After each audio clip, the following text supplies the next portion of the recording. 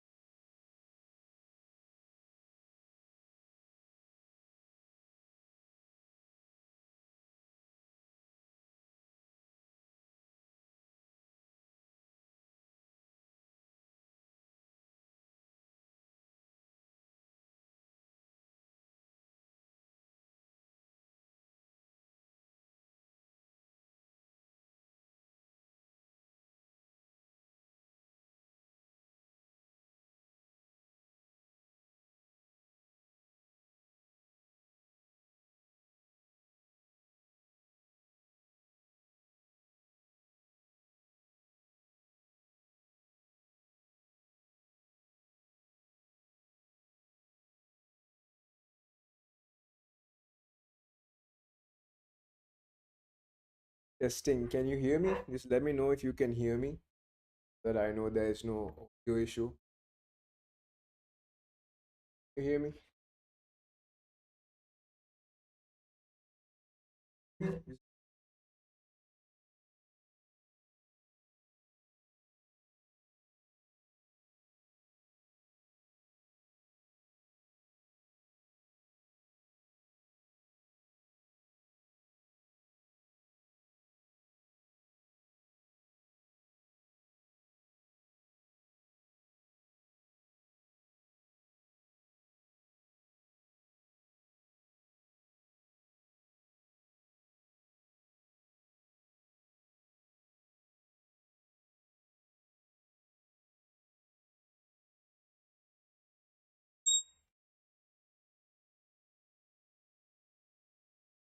All right.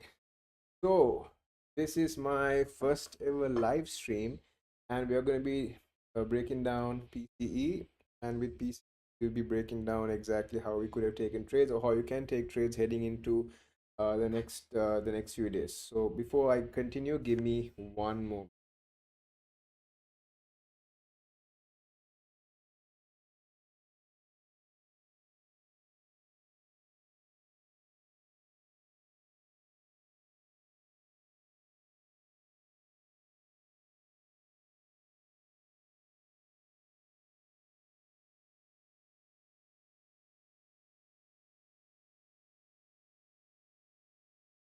All right. So, as we know, as you can see over here, we have PCE price index. We see that it was released as 0.2% versus 0.2%. So it was as expected. And given that it was as expected, as you can see by the breaking news description over here, we can see that we're not really going to be getting any moves at all because it is as expected. And maybe look at things on an as expected basis.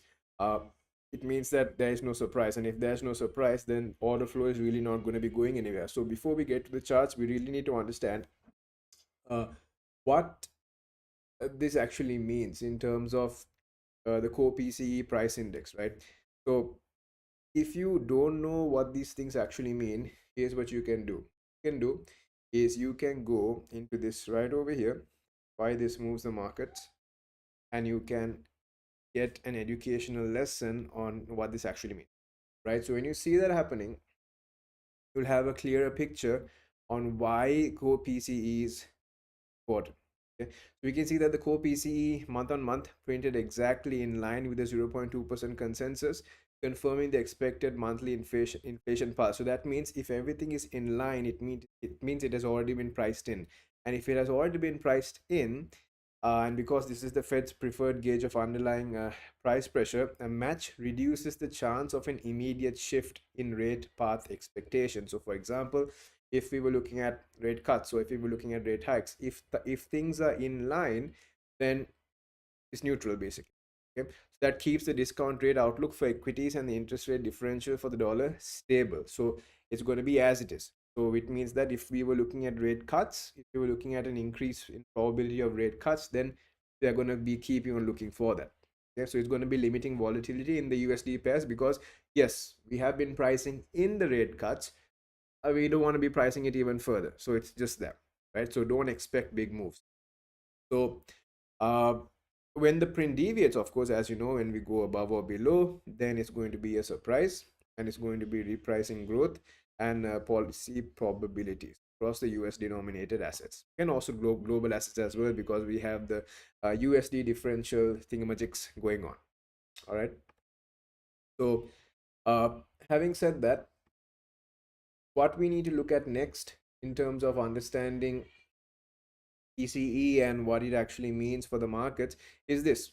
Now, because PCE released neutral, markets are going to be looking at what it was prior to this neutrality. Okay, and we saw that based on the data, based on breaking news, we saw that the neutrality is bad. Okay, neutrality is bad because, like I said, everything is priced in. If everything is priced in, there's no point keeping up a certain move. So we are going to be looking at an opposite move, right? So what is the environment that we are actually in. Because now when you look at this from here, we saw the breaking news, we saw PCE, we saw exactly what it meant. Now given that we know what it means, what does it really mean for the assets that you are trading? For example, let's take a look at Bitcoin, oil, S&P, gold, Nasdaq. So what we're going to do is we are going to be taking a look at Bitcoin. Okay, now when we try to understand Bitcoin, and when we try to understand the PCE impact on Bitcoin, uh, higher inflation or neutral inflation in terms of the data released is not that great. Okay, everything that is in line is going to remain neutral, and because it is neutral, it's not going to have a net effect on price. So if you take a look at Bitcoin, what we can see is Bitcoin is trading to the downside. And if you were to look at what setup you can take with Bitcoin, then what you're going to do is you're going to be looking at these fractal dealing ranges, and with these fractal dealing ranges, you're going to be looking for price to head into the value area. Okay? And when price heads into the value area, you can apply any bloody um, entry model that you want, and it's going to work out. Okay, why? Because of that neutrality in and of itself. As you can see here at the 930 spike, price traded lower. When price traded low, you can see it went back into the value area and then it started to trade even lower. And here's the thing. When we look at Bitcoin from here, right? So we took buys over here. Price went up, we took sells, and the sells hit stop loss. Okay. And we took more buys over here, anticipating higher prices, and we did not get that. And here's where the actual mistake happened, right? And then we'll dive down into this. We were looking at the 80,000 gamma exposure level, which price did not necessarily hit. It just barely hit it and then went down. And then price went above this gamma exposure level, and it did not confirm bullishness or bearishness. In fact, it confirmed the bearishness here when we traded below the Asian range. And when we traded below the Asian range, that bearishness is what's causing price to go lower right now. Okay, and that means that if we are going to be trading lower, then this 78,000 over here, yes, it is a barrier, but we can see price come all the way down to 75,551, and that could be your next take profit only if this 78,000 is overcome. So having said that, right, when we look at this as per what it is right now, uh, dollar dollar is dollar is gonna be screwed, gold is gonna be screwed, Bitcoin is going to be screwed, and Nasdaq is also going to be screwed. If you look at this, you can see Nasdaq is going down, we can see gold is going down, we can see Bitcoin is going down. Okay, and the dollar is going to be screwed because there are two narratives driving the dollar right now. We're looking at the yield narrative, and we're looking at the dollar strength narrative in and of itself. Everything is based on what's going on in the here and now. Okay, now what's going on in the here and now is, unfortunately, sell the rally, buy the dip. Right now over here, if you look at the TradeEasy, I think I'm logged out, but you can look at it over here. Based on TradeEasy sentiment, we can see that Bitcoin is bullish, right? And that could change, but right now, every single long-term analysis of Bitcoin is pointing towards being bullish. Keep that in mind. Every single long-term outlook in terms of price action is pointing it towards being bullish. Now we can look at some sort of divergence over here saying that, okay, oil is also bullish, Bitcoin is bullish, it can't be. So we can consider this as, okay, fine, bullish oil. We can consider this as, okay, fine, gold bearish. And we can consider this as, okay, Nasdaq bearish.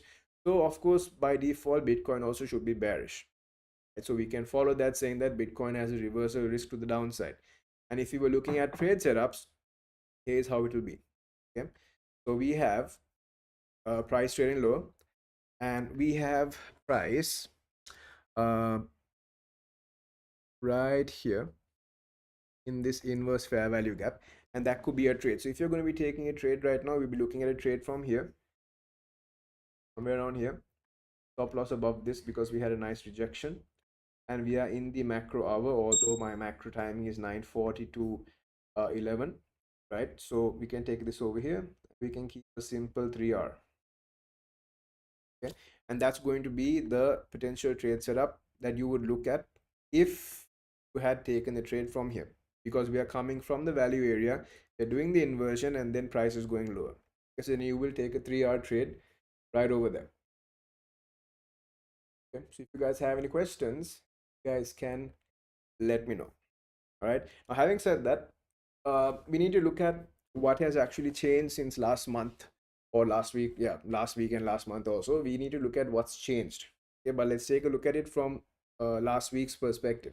So we have four central banks that they turn hawkish in 2 days, and Fed minutes they said that many officials actually backed a hike, and and even the Reserve Bank of India also flagged one. Rick's Bank also said that it would tighten if the Iran war lifts inflation. So, if inflation persists, if the Iran war persists, it's going to get really ugly for many, many, many central banks. As a result, it's going to get insanely ugly for every single country, every one of you out there. Okay, and then we also have Japan's inflation that arrived on Friday, last Friday. It was core inflation. It went from 1.8% from it went to 1.8% from 1.6%, and Financial Times attributed it to Iran's war disruption, because war disruption means supply chains are getting screwed, and if supply chains are getting screwed, it means look at it from a demand and supply perspective, right? So if you look at it from a demand and supply perspective, this is your uh, price curve, this is your demand side, quantity side, right? So when you have demand, actually supply going like this, and when you have demand going like this, right, this is not a demand problem, although it's going to be turned into a demand problem. Yeah, because if you have supply shocks means it's bad, meaning you're not going to get as much quantity as before, and it's going to trickle down into many, many different aspects of whatever you are looking at from an economic standpoint. So when you have a supply shock, the supply curve is going to be shifting to the left, right? And before, your market equilibrium was over here, but now your market equilibrium is over here. Okay, and if this is price, this is this is price, and if this is quantity, then if this was your quantity and this was your price before this, now this is your new price and this is your new quantity over here. So what has happened? The quantity that was able to be given to you at that particular price has decreased, and the price itself has increased, and this is supply driven inflation. So when you have this type of supply driven inflation because of the disruption of war, especially because of the Strait of Hormuz, things can't shipments can't go through. Shipments, if they want to go through, they must pay a big price. Then you have the risk of getting bombed, this and that. Unfortunately, things are not going to be working out the way these countries want, and as a result, that's going to lead to supply driven inflation. Okay, so that is small thing about supply driven inflation. So we also know that Barclays, the bank, they said that they're going to be they're going to be looking at the entire treasury buyback situation, and that effect has actually faded. So the yields are back under pressure, because when banks are involved in the treasury buyback situation, then let's say bonds yield, the bonds, right? So let's look at the bonds. Handwriting is shit. So if they buy it back, bonds are going to go up. But then the effect has faded, the bonds are going to go back down. So that's what's going to happen. Yields are pressured as a result. Okay? So everything here, everything that we are seeing right now, yes, we have things like the gamma exposure level. Yes, we have things like the technicals level, the technical levels that we use. But these technical levels are useless without anything fundamentally there to support it, right? So based on this, the buy over here, the gamma exposure buy, where price overcame the 78,000 level and price went up. Well, it was because of ETF inflows, right? So if there was no ETF inflows, this 78,000 level would have caused price to go all the way back to 75,568. Okay, but because of that only, we went up. Then once we hit the 80,000 gamma exposure level yesterday, which unfortunately I did not see it that way, and then you look at the price action today with the data that's coming on today, it's neutral data. Yeah, but if you compare it from the previous month, the core PCE actually increased. The US can never ever say that the inflation has gone down, because they themselves are telling us that uh, they don't have enough oil to last them. They don't have enough crude oil to last them. And as a result, what does that mean? They're lying. If they are lying, then unfortunately, NASDAQ goes down, gold goes down, and also Bitcoin goes down. And if oil is going down as well, it means there's a discrepancy somewhere, right? It means that there's going to be an insane mega trade that's going to be happening very, very, very soon on every single asset class.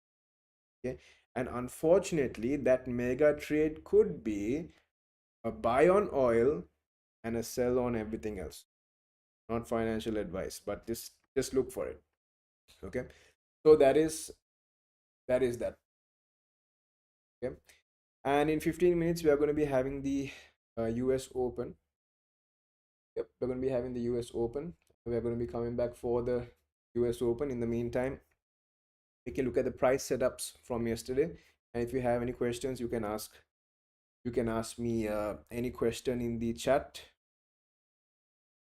box over here on the YouTube chat box over there. Ask me questions so that I can answer the questions until NYSE Open, where we will then take a look at the current fundamentals and any potential setup, let's say on Nasdaq. Okay. And in the meantime, so while that happens, while you're asking your questions, if you have any, uh, you can take a look at TradeEasy's new feature. So TradeEasy, we launched a new feature where instead of going back and forth between different features, you can have your features all in one place. So we're working on resizing everything so that everything is there for you without having to go back and forth. You can have a single page, you can have a side by side page, you can have top and bottom top and bottom type situation over here, where everything is of course resized based on the size of the pane plus two others. Over here you have your breaking news, then you have your sentiment, and then you can have, for example, say your pre-market over here. You can have all of these over here, and you can keep it all in one place and then work accordingly. Okay. So yeah. So having said that, let's take a look at some price action. Let's take a look at Bitcoin, and we'll also take a look at Nasdaq, so we can prepare for Nasdaq heading into NYSE Open. Okay. You can ask your questions as well. How's the outlook on gold? Outlook on gold. Let's take a look. So the outlook on gold is essentially going to be the same, but I'm going to take you guys through this via the perspective of how I would show it to my one-on-ones. Okay, so if you look at the 4 hour, we can see that on gold, the 4 hour has hit nothing, meaning there is no key level. So even from here up over here, we hit the bearish key level from there, and price came down. This did not hit any key level aside from the bullish key level, right there, and this is just expanding to the downside. So in the next 40 minutes, 43 minutes, uh, we will be closing. If we will be closing, we'll be closing below this one, we'll be closing below this one. Okay, so if we close below both, then both of these are our points of resistance. And if these are points of resistance, we need to make sure that there is no daily key level kind of stopping us, right? Because we have this daily bullish key level as well. If you go back to the 4 hour, right here on the 4 hour chart, this is your daily bullish key level there. Okay, and this will be your 4 hour bearish key level. And if we close below here, it's also going to be our bearish 4 hour level as well. So now the gold is in a very dangerous spot. Okay, now gold, it hit this gamma exposure level around here, if I'm not mistaken, 4683. Yeah, 4683 hit this gamma exposure level, and it's trading lower. Yeah? And if it's trading lower, then I'm gonna go to the next bullish gamma exposure level. So what is the bullish gamma exposure level on gold? I have not checked properly, but we can check it out. So gold exposure,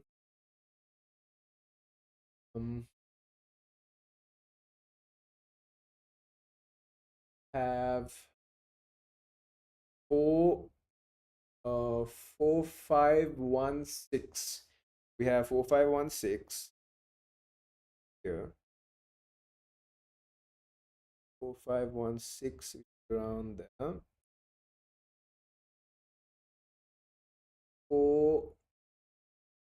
4424. I mean, we don't really care about that because it's already way down over here. We also have 4540 to 4560. Actually, no. Yeah, 4516. 4516, and the bearish one is 4,600 is there. We traded below that, then yeah, the bearish one. No, because price flipped it, became bullish, failed it, right? So bullish one over here, and we have 4683 over there, which price rejected from. So we have this over here to be able to trade all the way down to 4516. Will that happen? It's going to be a difficult situation because of the 4 hour close. Okay, I'm back here. This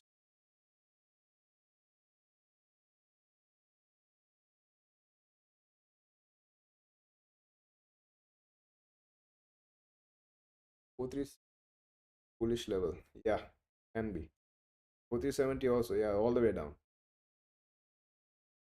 Yeah, so now we can see that on gold, when we had this 4600 level, right, price came into it, price broke above, and from here, when we broke and we retraced over here, hitting 4683 is a guarantee, 100% guarantee, right? Same way we call the Bitcoin buy. So this was a 100% guaranteed buy into the 4683 level. But now when we rejected from this 4683 level, traded below, retraced and came down, then this 4600, just like how on Bitcoin the 78,000 level, this 4600 level is a make or break situation. But if you want to go short beforehand, right, we will be needing the fixed range volume profile, which I have over here, right? So I would be looking on the 15-minute chart and the 1 hour chart. That's the way we do it. So on the 1 hour chart, I'll be looking for price to hit this one. Yeah. Okay. On the 15-minute chart, I'll be looking for price to form a gap, and in that gap we want to be seeing a retracement over here before a sell off. And on the 5-minute chart, it's not a good uh, thing to go about just yet. So on the 5-minute chart, what I would do is I would look for price to hit somewhere up over here. So it's going to be this. Okay, and something worth noting, it's going to be the same level as the 1 hour level. So something worth noting is that when we break below the range and we try to go back inside, yeah, inside the value area, you would want to go into how can I put this? You would want to go into a valid POI only. Yeah? So what makes a valid POI? So see, when price broke this range here, okay, see how we validated this bullish candle, retrace into the 50 and broke down. So now this green candle here is a valid POI. Okay, broke down, came up, hit the 50%, traded lower. Then this here, this green color candle is a valid POI. Okay, then we broke below, hit the 50% of that and broke down again. Now this also then becomes a valid POI, but it's going to be this small fellow right over here. That's your valid POI. Okay, and now as long as nothing hits this, nothing over here is a valid POI, which is why it came all the way up here only to move down. So having said that, we can see that, okay, this green color candle, this one here, that is a valid POI here. Okay, uh, does that make this green color candle an invalid POI? Potentially. Why potentially? Because on the 5-minute chart it is not, but on the 1 hour chart we have this full 1 hour candle to wick into. So meaning we could go here, wick, and then go down. So what I would look for in terms of the price action is for price to go into it, okay, and then for price to invert a gap, and then that gap inversion itself is what you'll be taking advantage of to take your trade. Okay, and your trade is of course going to be based on sentiment and everything. So we can see that the sentiment on gold is bearish. Why? Let's take a look at why. So the gold is bearish because of PCE, USD firming, and also 3-month highs at risk as gold awaits inflation outcome. Okay, so the key drivers right now.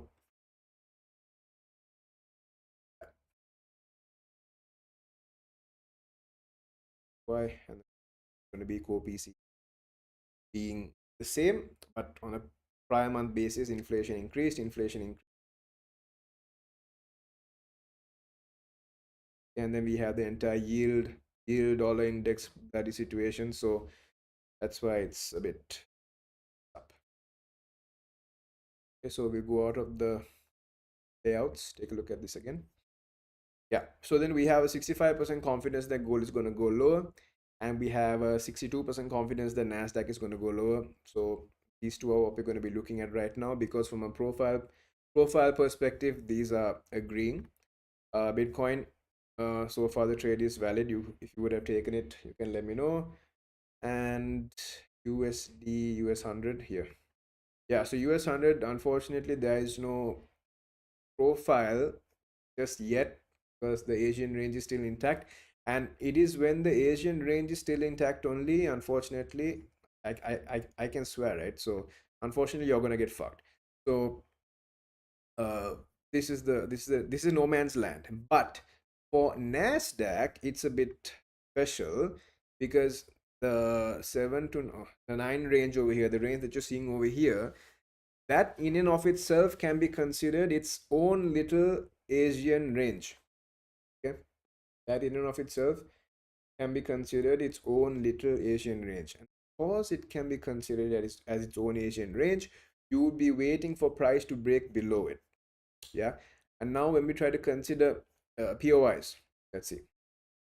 So from a POI perspective, we have this as our soon to be resistance, this also as our soon to be this one has already been mitigated, so this one also, and we have this as our potential support level. Now I haven't checked into the Nasdaq gamma exposure level. I will do that from the next live stream onwards, but these are the levels that you are actually looking at.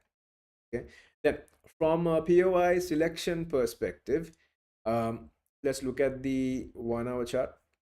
On the 1 hour chart, we have uh, price going up, going below this low, validating this candle here as our POI. Yeah, the price comes down, hits it again, and then breaks down. So at 10 o'clock, this becomes our model number 3 POI, depending on if a gap has formed or not. And if it hasn't formed, then no, it's invalid, and you'll be looking at this little fellow over here as your POI. Okay, now there are certain times in the day in which you don't have to look at the 1 hour anymore. You can go back to the 5 and 15 minute. I'm not going to be telling you guys all that. So here, this is the model number 3. And also if the model number 3 fails, then this is the full situation. Looks a bit messy. Okay, so the S&P 500 broke Asian range. Is that recognized as an SMT? You can check. No, not really. Well, but let me check for you.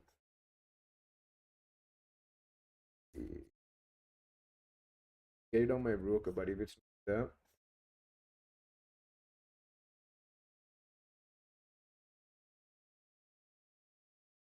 Yeah, so here. Okay, so it broke the Asian range, correct, but see, the entire day was stuck inside, right? And then when we take a look at the daily chart, we can see that yesterday, actually, was it yesterday? Yeah, yesterday, price went up, hit this key level, hit that key level also again. Key levels can only be hit a max of 2 times, and it's now coming down. And then he hit that yesterday and also hit this one yesterday. So technically, it's in no man's land. So it's literally in no man's land because it has hit both sides. And as you can see, it's a bit of a unique situation over here. So what you can actually take a look at is this. Because we don't know what's going on here, because the Asian range is telling us that it's bullish, fundamentals are telling us that be careful, it's going to be bearish, stuff like that. I would say if you're looking at this, you use same principle. Okay, principle is this. Get the 1 hour first of all. Yeah, 1 hour, you can see this candle broke down, went back and hit the 50%, and this is a model number 3. So being a model number 3, this situation over here makes it valid. This here is valid. Okay. On the 15-minute chart, going to be this. So we'll be looking at the same situation. And so we'll be looking at this. Potentially, we'll be looking at price coming here from around here only and going down. Now, if it does a full whipsaw, then unfortunately it's not a good not a good trade. And I'm prefacing that by saying that because the core PCE numbers were neutral, so price can go anywhere. Uh, But right now, the only thing is the S&P 500 and its price action are in alignment. Yeah, are in alignment. Gold and Nasdaq are also in alignment. Bitcoin and price action are not in alignment, so this is a bloody dangerous one to take. Um, yeah, so I'm only looking at those. So yeah, I would say if you're looking at S&P 500, yeah, consider the buy, right? So the buy you can consider it, right, with the understanding that we are in alignment, but Nasdaq is most likely going to also be doing something weird. And the real reason I'm not sure is, yes, I'm sure based on all of this over here because of the alignments and whatnot, but Nasdaq's confidence level is not as high as S&P 500. And I'm conceding to the fact that Nasdaq and S&P 500, they can move the opposite way sometimes. Let's look at this situation. So gun to my head, this is the situation I'm looking at. Use your own risk management. If you don't, then RIP. Yeah. Yeah. Bitcoin. So Bitcoin, we saw what's going on. From a POI perspective, let's look at it again. 1 hour chart. Yes, this doesn't really work out. So there's the level. There's a 1 hour. We validated it, hit it, came down. Okay, and we'll look at the 15-minute chart also.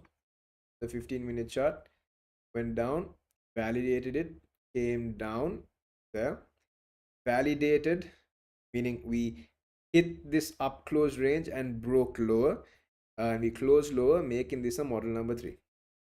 Okay, now model number 3, if we close above it and immediately start rejecting back down, it's still valid. Okay, it's still valid. So therefore, this situation here, which I'm talking about, that is also a valid area. Okay, after this, so we could keep your stop loss a bit here, keep it this, whether it actually works out or not, because the next gamma exposure level is here anyway. Any other questions? Have any other questions, you can let me know. Okay, S&P. Okay, oh, it's NYSE. Okay, so yeah, so S&P is going up. Let's look at Nasdaq. US. Oh, there we go. Yeah, so you can see, right? Now we can see how dangerous it is because we are inside of the range, stuck inside the range, stuck inside of the range. We broke above the range there. While we understand that we are coming from a key level over here, range is still stuck over here. Nasdaq is not a good guy to actually follow because it disregarded this because of the opening volatility. No problem, let that go.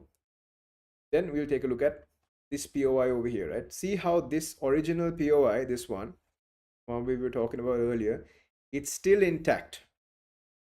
Yeah, it's still intact.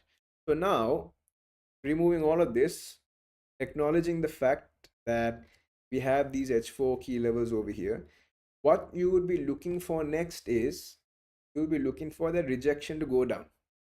Okay, because from a daily perspective, look at this here. From a daily perspective,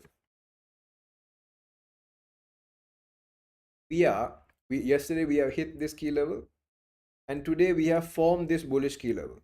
Here, let's make it clear. We have formed this bullish key level. Okay, so then, having said that, shouldn't the Bitcoin trade also be at risk? Yes, the Bitcoin trade is also at risk.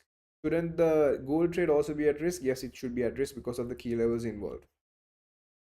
Okay, but we will watch accordingly based on the sentiment, while acknowledging that the sentiment is weak. Okay. What's this question? Why why you don't use gamma daily levels gex? I use the daily levels also. I use the daily levels and I use the what do you call, the monthly levels. But at the same time, I'm more interested in the weekly. So I have the daily, I have the weekly, and I have the monthly. The weekly is what I'm more interested in because then it will help me capture the weekly expansion. Because for example, on oil, let me show it to you. On oil, uh, oil.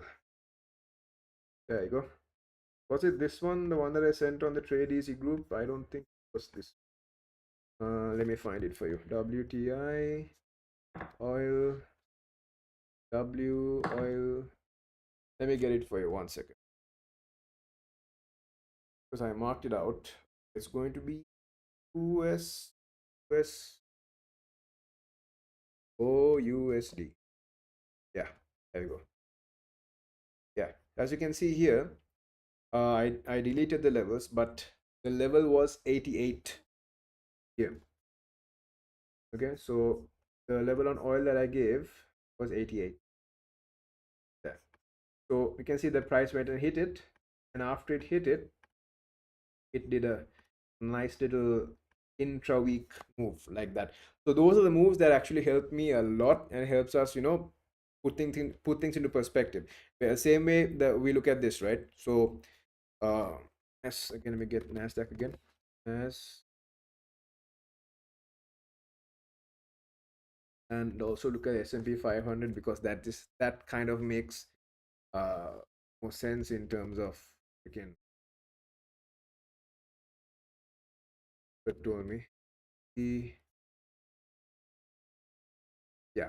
So you can see in Nasdaq we came and hit the level and now we're starting to trade lower. But there's always a but involved.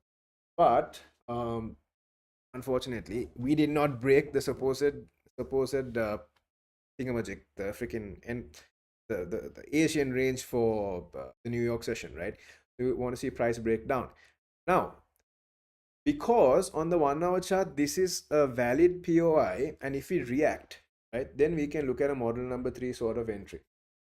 Yeah, what's up, Arman? Mars Pop and G formed and hit the bullish key level. What? Nasdaq? Did Nasdaq, right?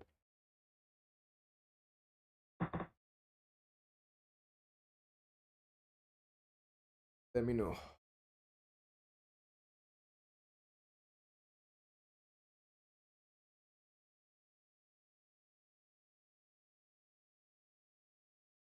Yeah, so Nasdaq, we can see it hit the level. Bullish key level went up. I have not checked the gamma exposure levels for Nasdaq. I have not checked the gamma exposure levels for the S&P 500. So I could be talking out of my ass over here. That's why I'm very, very, very insanely unsure about Nasdaq and S&P 500 because I haven't checked the institutional levels, as these guys love to say. Today's candle is, yeah, today's candle is reacting off it. Yes, yeah, correct.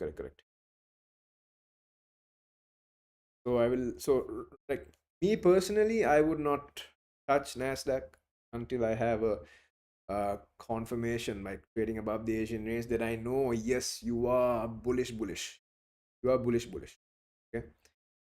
Yeah, we can see that nothing has changed. So Nasdaq still the same situation. Sentiment is still bearish, but on a very low level perspective, on a very very very very bad confidence level on that. Gold also same. Bitcoin still bullish, and S&P 500 also still. So yeah, so we can see, wait and see. Here we go. Tension is working. So have X bearish, have Bitcoin bullish.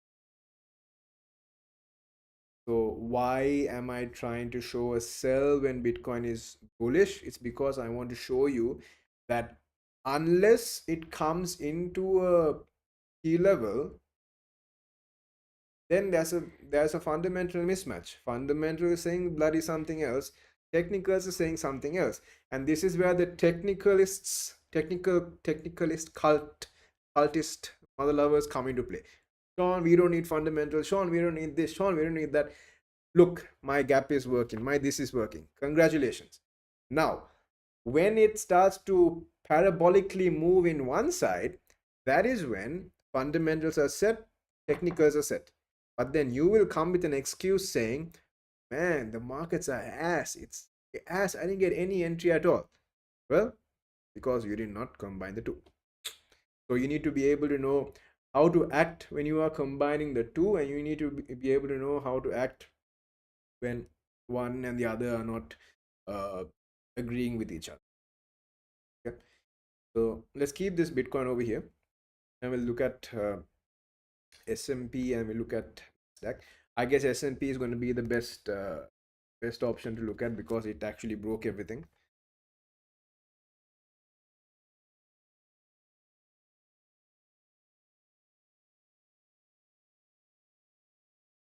So we can see no 5-minute inversion, no nothing, right?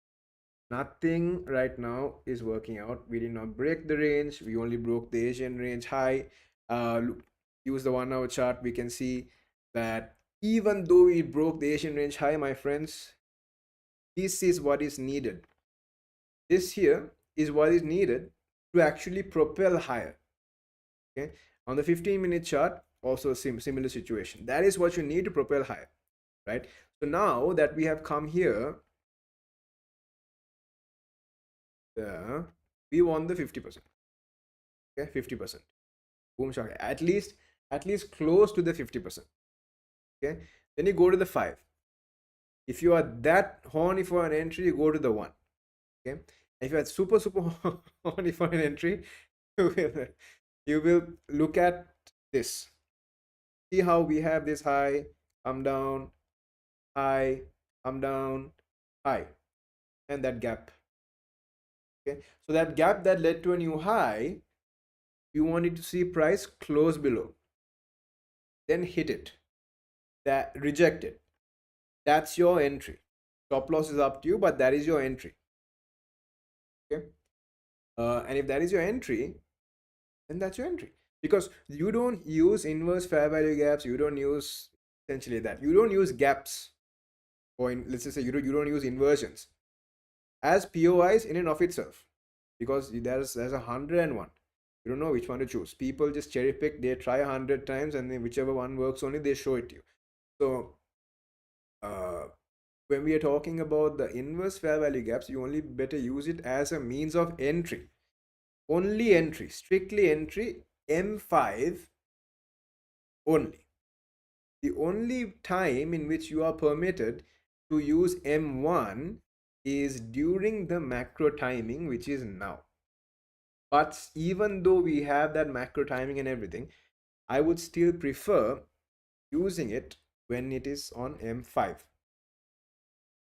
So number one, if you're using it on M1, then you gotta have a wide stop because of the possibility of a bit of an extra move.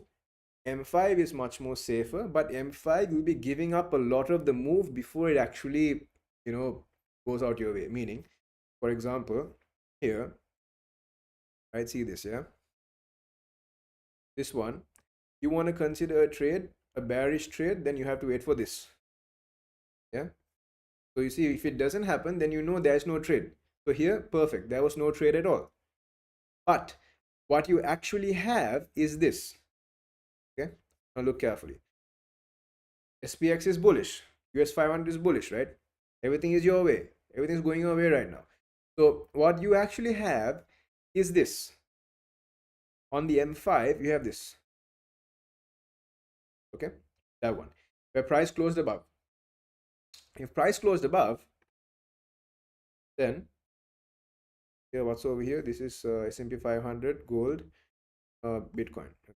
So if price close above there, what do you have? You have this inverse gap. But this inverse gap is only valid as a means of an entry. Okay, when price breaks up like this, we are now in a whole different stage. What is that different stage? What happens when you break out? You either retrace or you reverse. So if you're looking at this as a retracement, then you're looking for a buy. Yeah, and when you are looking for that buy only, you are looking for the inversion fair value gap situationship. Okay. What else can I say? 15-minute chart. On the 15-minute chart, you are going to be seeing price try to make its way here. Okay. Why? Because we did not close above. Because we did not close above, you would see price trying to make its way here into 77,673.66. If you see price break even higher, then similar story. You are looking for a POI, a valid POI. And the only valid POI right now is down here. If there's divergence between technical and fundamental, it would be better not to trade. Yeah, correct. If there's a divergence between technical and fundamentals, it's always better not to trade because uh, you have no clue which one will happen first. Either the fundamentals will remain the same and technicals will continuously be the opposite, or fundamentals will switch and then technicals will follow, right? So for now, what I mean by that is, say for instance, what's going on right now? Bitcoin bullish, but price action is bearish. Yesterday also, to be fair, yesterday it said bearish, but I was forcing a buy. Stupid of me. But today, it's a fundamental disagreement. Okay, and let's take a look at this as a trade that I'm looking at with you guys now. I'm going to be looking at Bitcoin, not Nasdaq, not S&P 500. Next week I'll prepare for Nasdaq and we can do that. Okay, so when you have this situation, when you have this disagreement, then you understand that what's going on right now is you are going down to go up. So you are taking part in this move. Okay, that's all. But on the off chance that fundamentals are saying down, this is also saying down. Okay, now you have even more confidence. And if you have even more confidence, then you know, okay, I can size up. If you can size up, then good to go. Okay, okay, now see here, we came and hit the levels that we're looking at on the 15-minute chart. Yes, on the 1 hour, no. Say assume 15-minute chart is enough. Now when you go to the 5, what is it that am I looking for on the 5-minute chart that will help me take a setup, right? So the inverse gap, because now you see price has broken down, started a new price cycle, and inside of that new price cycle only, if I want to take a trade, I need a certain thing to happen. Okay, for example, say over here, this one, yeah, we broke down, went up, right? And then when if I wanted to take part in the trade, let's say this small trade that funded traders going to be so horny for, it's this. See how we reacted from this one, yeah, broke lower, retraded into it, and then gave a nice scalp, and then they will say I made X amount of money.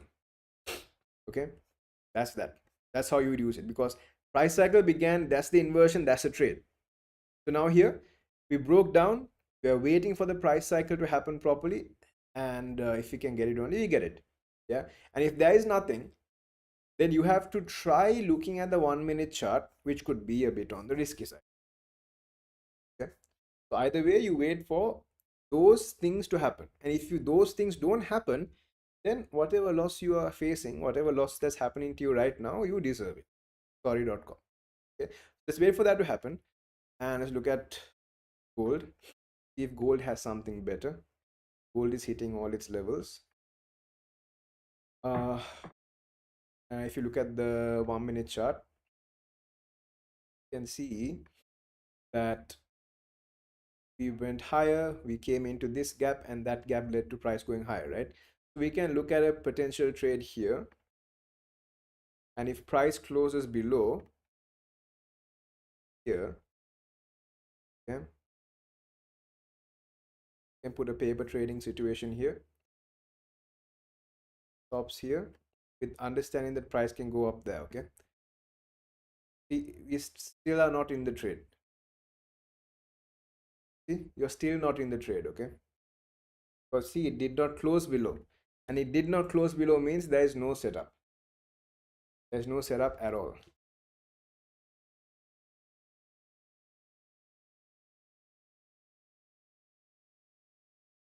All right, so but still the same gap applies. Use this to go up, same gap applies.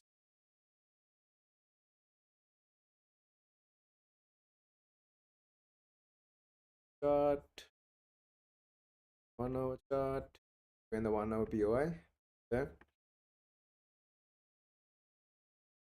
So we are trading, we are trying to trade the cycle to go down. Okay. If you don't get it because there is no confirmation, then congratulations. You're not right, you are not wrong also. Okay, here, look at NASDAQ.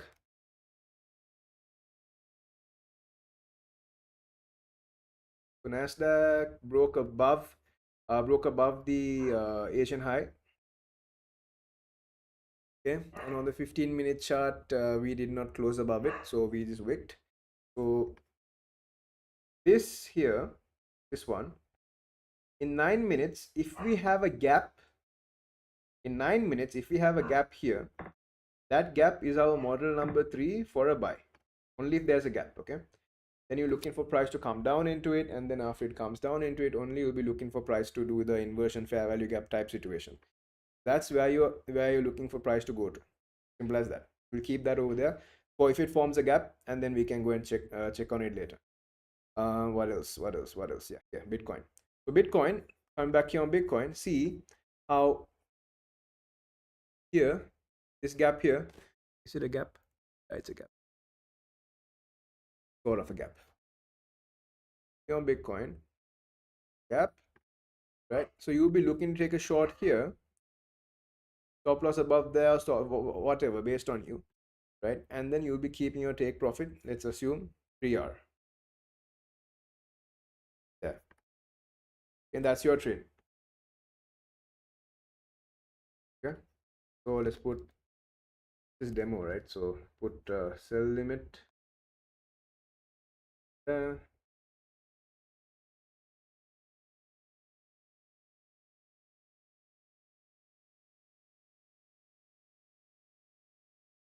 Here, gold hit its level. Go, and this is your new gap. 1 minute chart.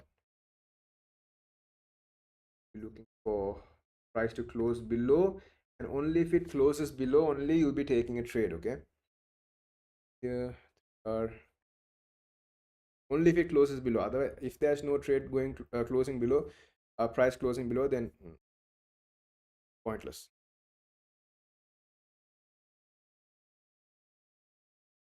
So you can see the initial Bitcoin trade going okay, hit the level, and we're looking for price to trade lower. Okay, why are we not looking for buys? Because we are looking at the next gamma exposure level, which is going to be bullish down here, right? Now note this, right? If we react off of this gap and then close below, so if you react off of this gap, right here, close below, then your trade automatically shifts down here. Okay, only if it does that, then your trade automatically shifts down there.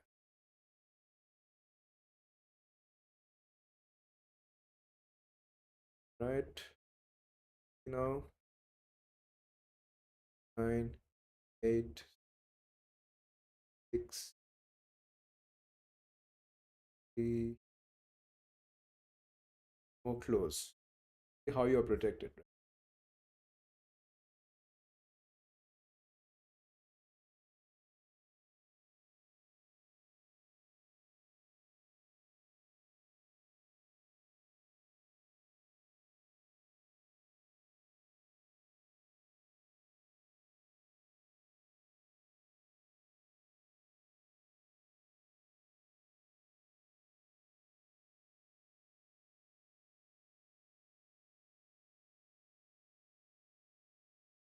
all this all this based on PCE data. Okay, everything right now that's going on right now,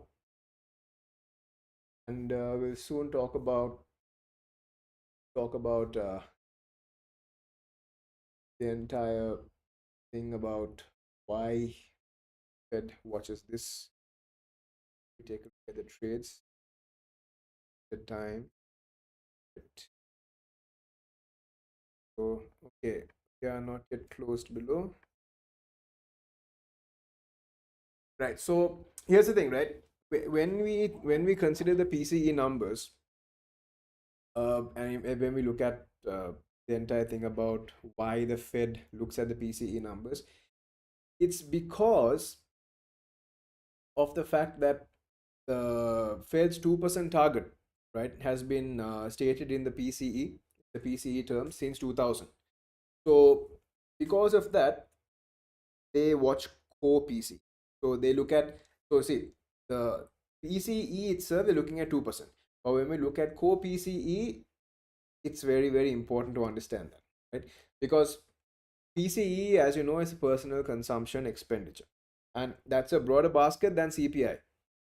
And this, what it does is it captures essentially the spending that is made on your behalf. So, meaning employer funded healthcare and stuff like that. So, that's one of the main biggest ones, right? It's something that's consumed by you, paid by you, right?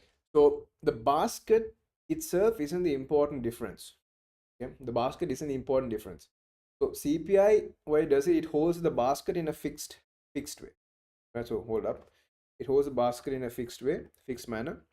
And this is active now. So it holds the basket in a fixed manner. And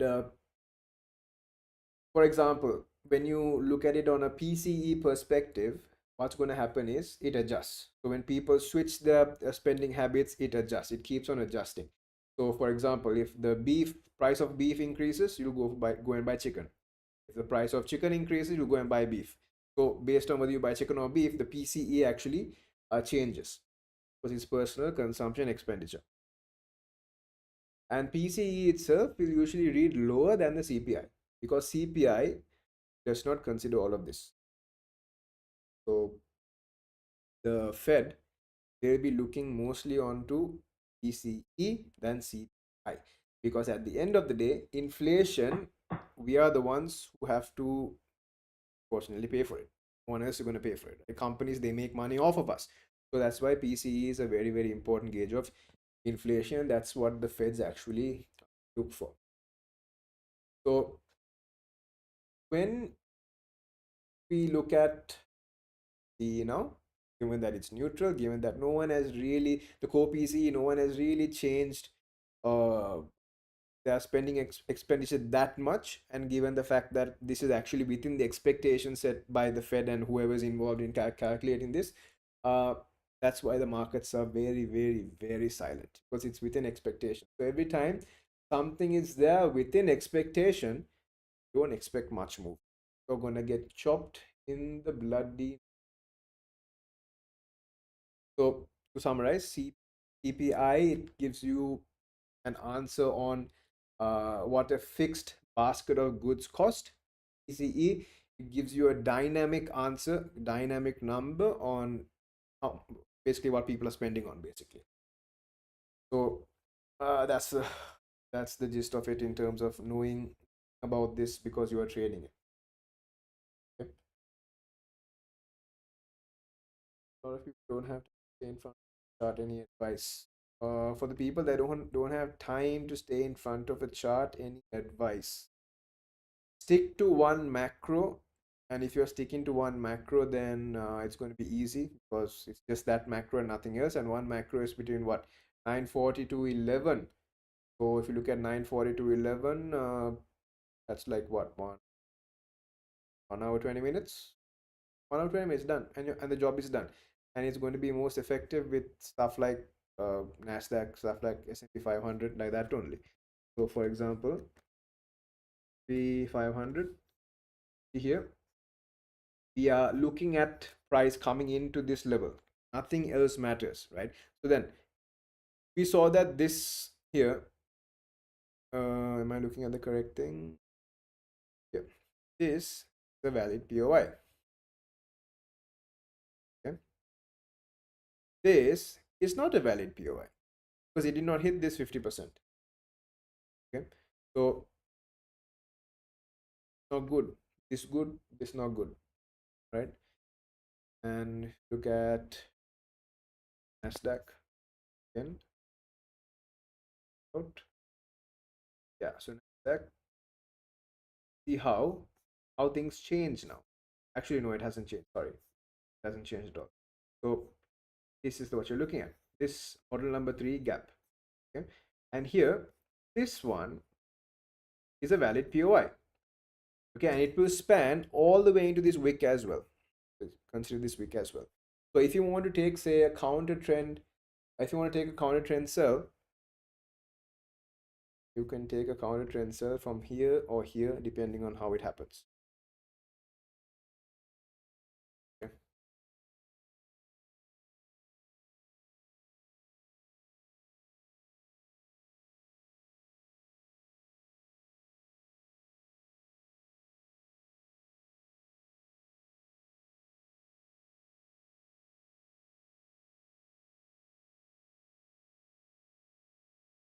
I'm seeing so many people trying to copy TradeEasy, but it's all shit. And they're following me as well.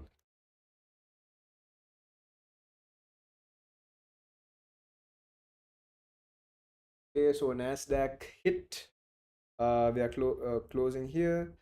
Then what you would do, I'm showing you what you would do. I'm doing it on a demo, right? Do this. Market order 5%. Boom. On the assumption that it closes below. I did not wait for it to close below. So if it closes below, good. Okay. That would be the type of trade that you would take if you are in front of the laptop or charts for a limited number of hours. Right?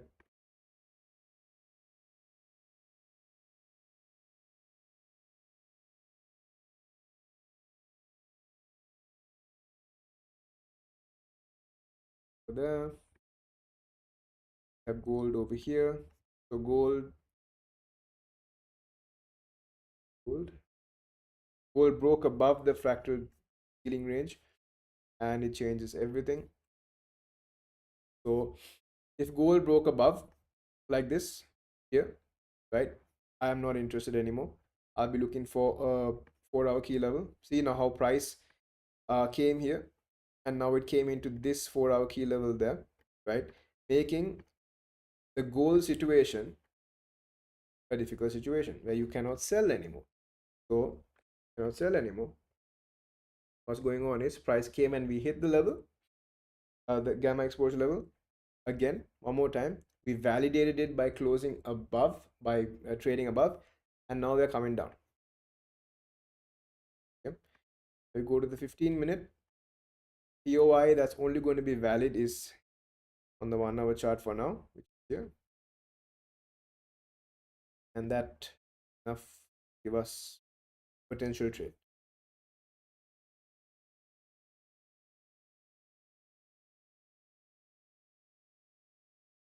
And Bitcoin full on chop. This would be an L. This would also be at risk. But right now, nothing is confirmed in terms of whether this 78,000 is actually being accepted or not back to the upside, because you would need price to trade above this. If it hasn't done it, then so far, no potential trade on Bitcoin to the upside. Only when it trades above, then we can consider an upside potential. And on Nasdaq, we traded below this inverse this gap, making it an inverse fair value gap, and you will be looking to see if price can take it all the way down to at least over here. If it cannot, then we are seeing this wick up over here, and then that wick should provide a reaction. If that also doesn't provide a reaction, then today is an anomaly. That anomaly is basically no trade at all. So we'll see if this works out. And for gold, you would want to have this gap over here marked on your chart. And full disclosure, for other prefacing, the fact that you must be prepared for a full seek and destroy situation because the data is suggesting nothing. Nothing. If you look at this back at the board over here, you can see gold is still 65% confident, which is still bad. Nasdaq is 62% confident, which is still also bad. Bitcoin is 72% confidence to the upside. S&P 500 68%, which is better than everything combined. So if you were to focus on one thing only, focus on S&P 500 and Bitcoin and Nasdaq. Okay, and Nasdaq because of S&P 500. So yeah, coming back here, let that be. Let gold be. Yeah, Nasdaq over here.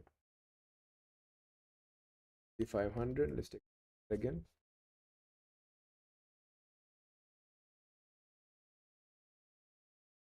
S&P 500 almost going to the levels.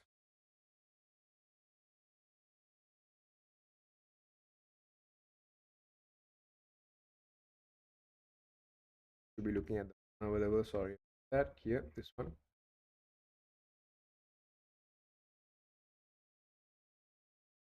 So it kind of hit the 50% for lower prices to come and hit this here. Okay. And if you're looking for the inversion, then same situation, whether it goes there, there, or there, you are looking at this trade low.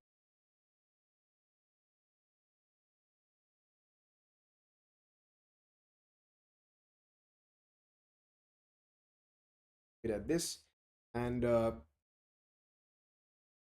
let you guys watch this for a bit.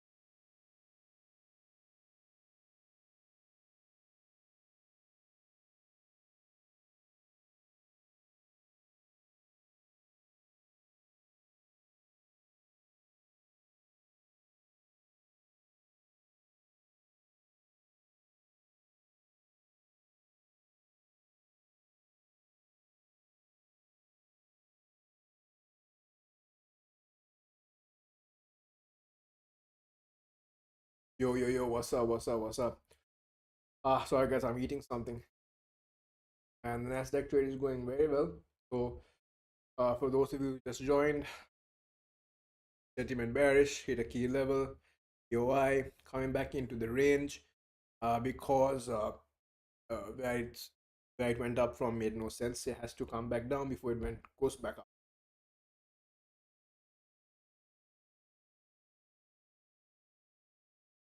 Oof. So yeah, price to go down. Yeah,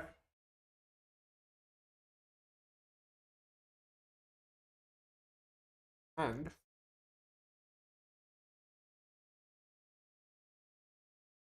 for sure, Bitcoin is pumping at the bit. Check the POI again. POI is still the same. Uh, yeah.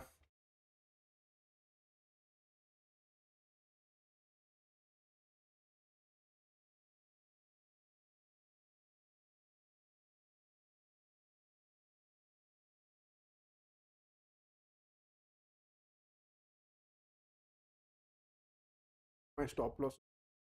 The trade itself was bad, so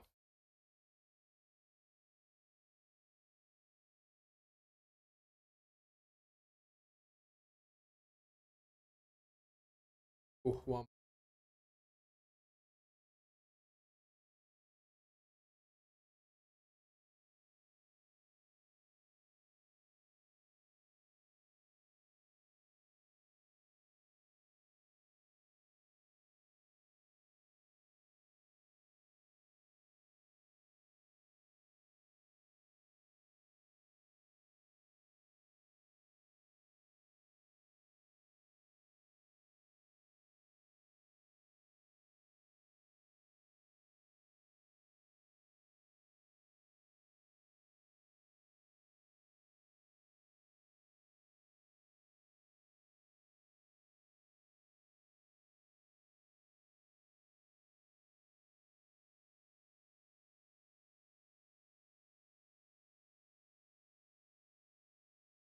Ah, so spicy. Okay, so on Bitcoin, if you want to give it another go, how it look like?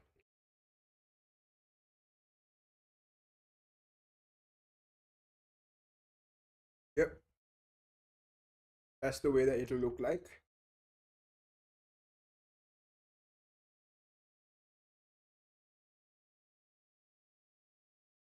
We target a risk to reward of 3,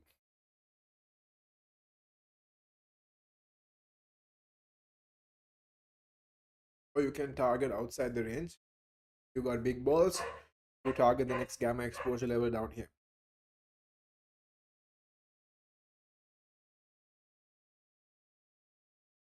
But you got to be careful, right? Because remember, Nasdaq is also breaking to the upside, so Bitcoin might follow. So that's a very risky trade.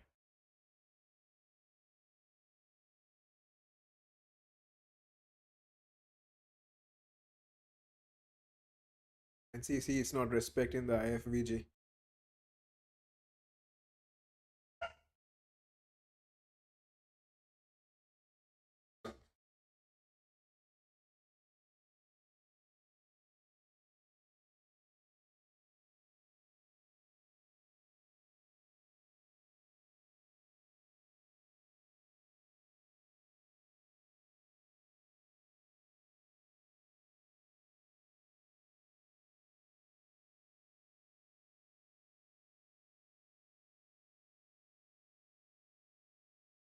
Oh,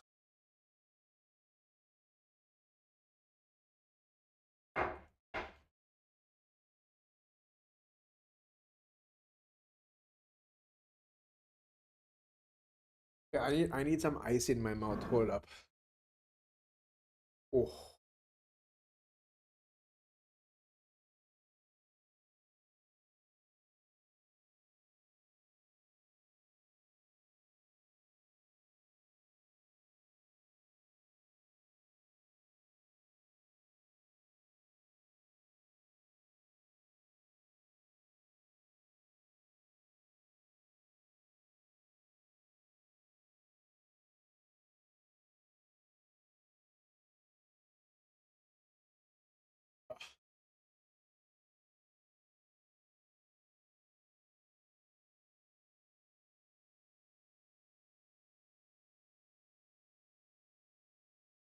Gold is still bearish.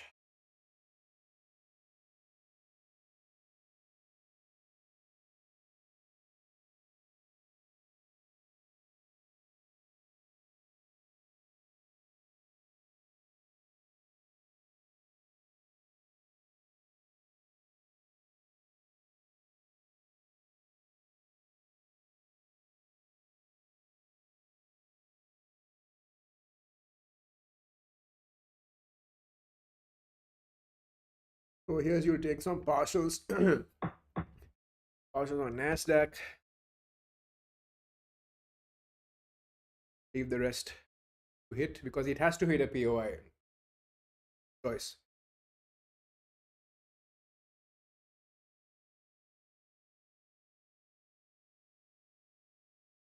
And if it was me on a live account, I would put more on Bitcoin right here.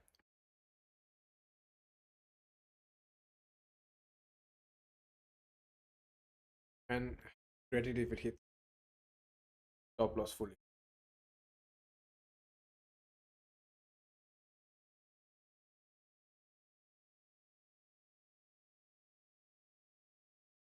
Up here.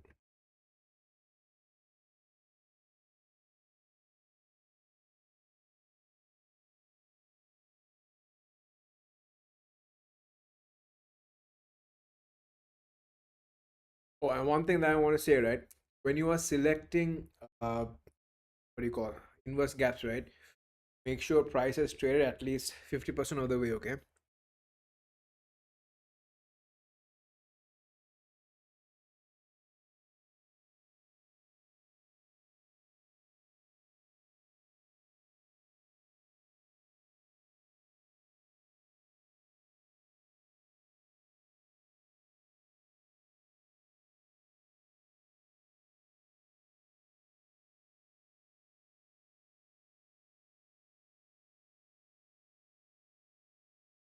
Nothing has changed on Nasdaq also.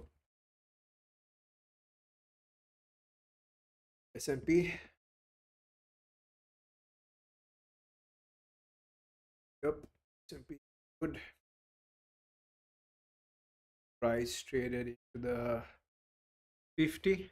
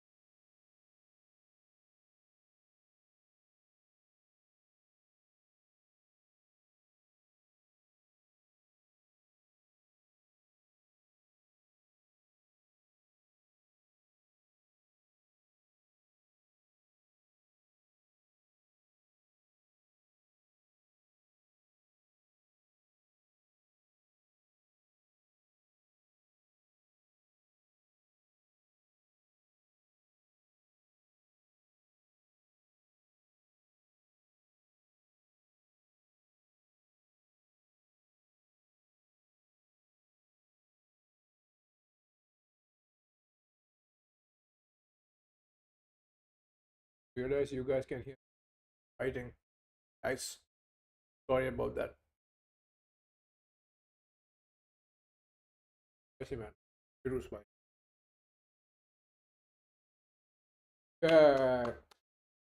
Nasdaq TP. If it can go all the way down, good. Okay. But I don't think so. But good, good, good. Okay.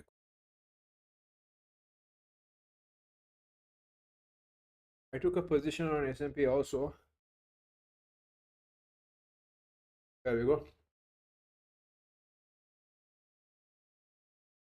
See how price came into the 50%, inverted the gap, boom. So remember that. Remember. See, high, low, 50%, 75% drop. Okay? This is why there should be sufficient distance, right?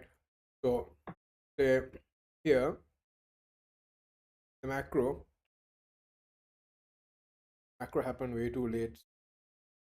Yes, I can't speak. I can. No, I can't. I can't. Yeah. Because see, here to here, right? Came into the 50 there. Okay.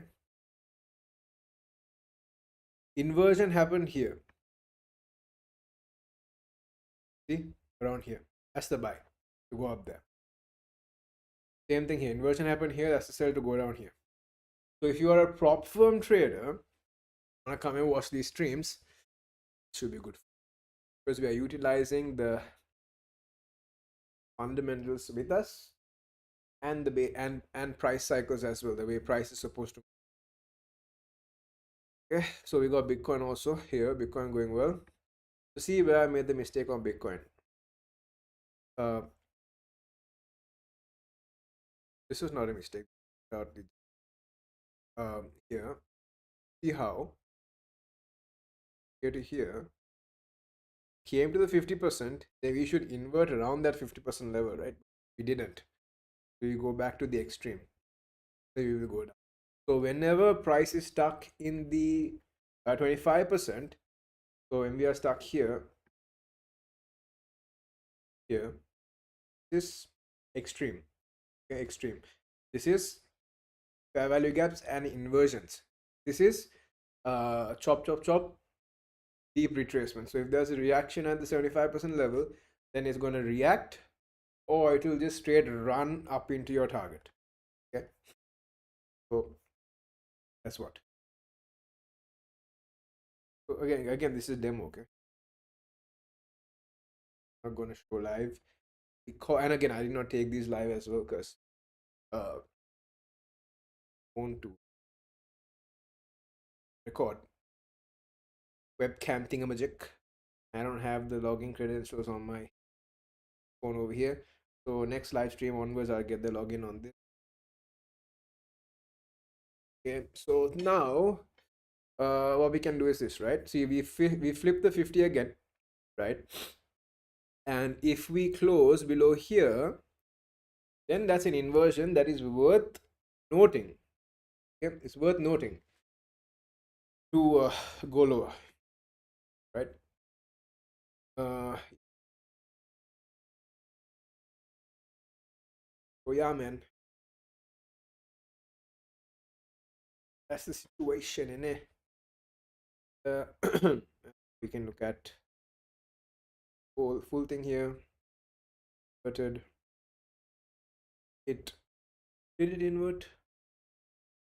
Yeah.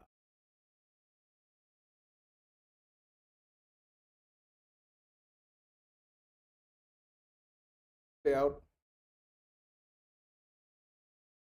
Yeah. So you guys know people looking for live streams that actually are worth it because I teach you macro.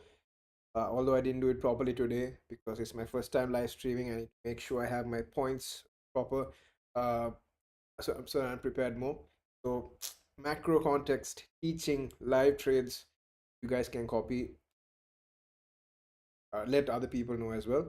And TradeEasy subscribers, the paid users, I try to have live streams almost every day, so that the difference is between public, right? So and then also at the end of the day, with TradeEasy users, their live streams will be made public, right? You guys can see the trades that we have taken based, and all the streams will happen during the macro time, which is 9:40 all the way until 10:30, 11. Bit and 1 minute.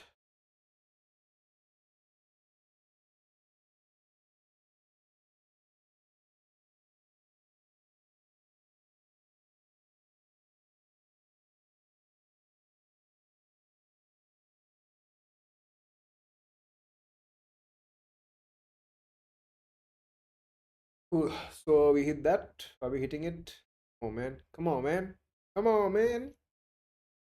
Ah, do I? Do I? Do I?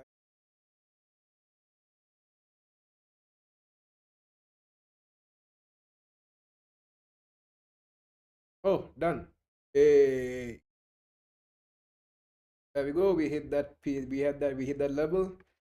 Um, check. Look at Bitcoin.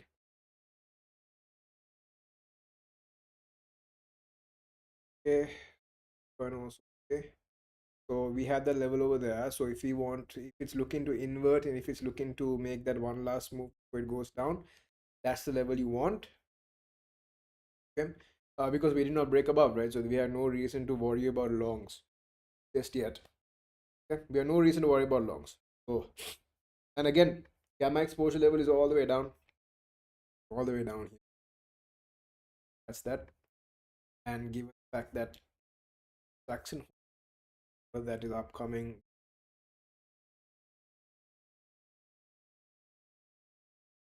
so we're looking at that here.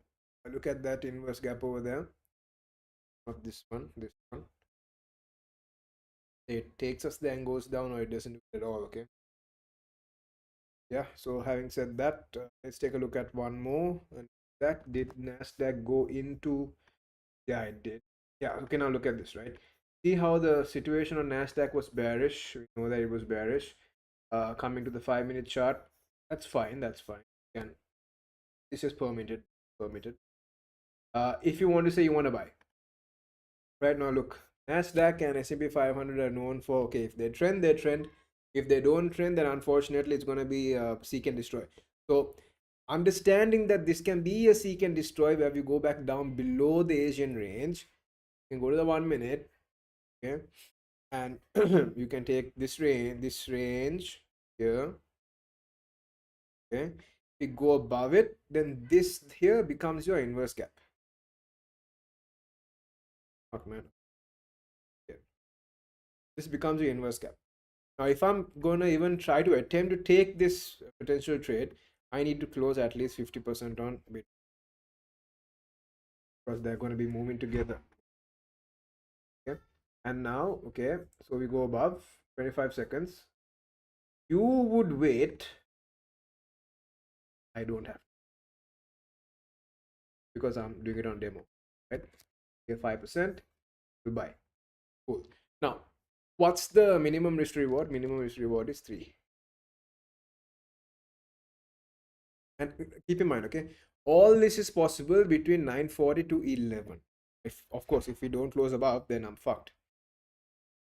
Okay? So we gotta see. Then see now if it works out or if this is a seek and destroy. Reaction itself is scary. Okay, then we go back to gold. Gold came into our level. Take a look. Go to the 1 minute chart. You could do 5, but do 1 for now. You would want to see price trade there and this, that, then no. So you see how you need, there's a waiting element that guarantees the trade. Because just because you trade to the 25%, then the 25% needs an extreme. And because 25% needs an extreme, you need an extreme to be validated. Right. Right now there's nothing. For example, here, you need to trade above this down close for the extreme to be validated. It isn't. So you put it into perspective here. See? Okay.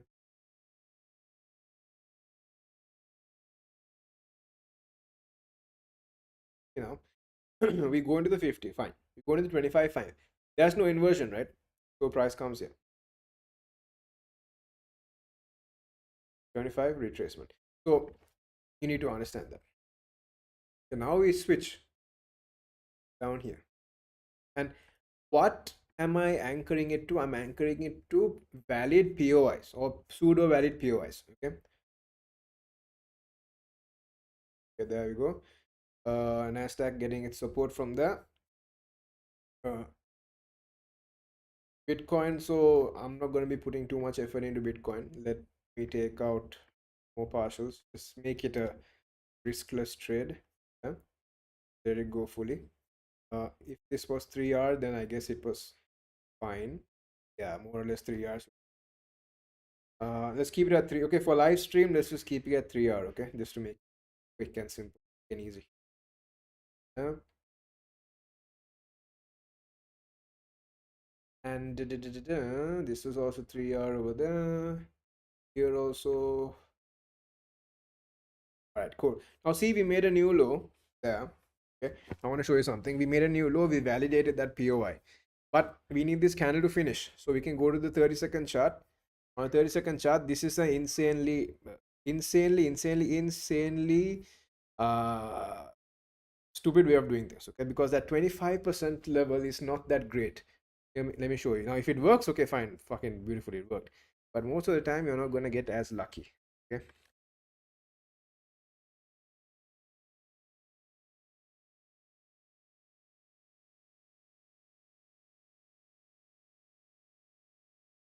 The RR of 3.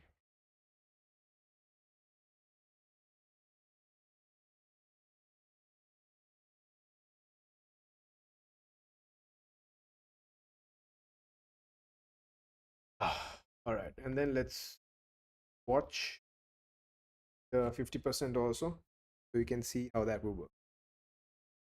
And the cycle broke up, right? Did it? Did it? Am I tripping? No, I'm not tripping. Okay. So we can see that price try to at least make its way back up to this high. So for the sake of it, let's just do this. Yep. And for the 50%, can check and see if it inverts or not. Right? That's doing that. Nasdaq is doing that. So let's see.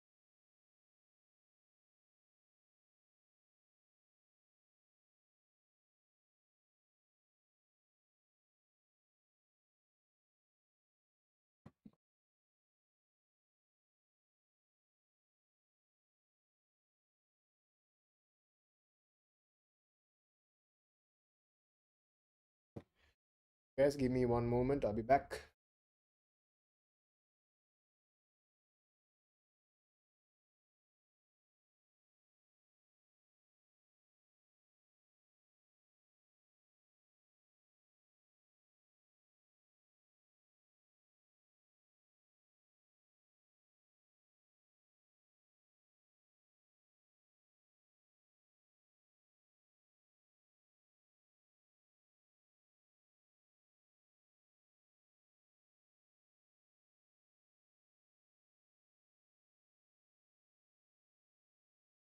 Okay.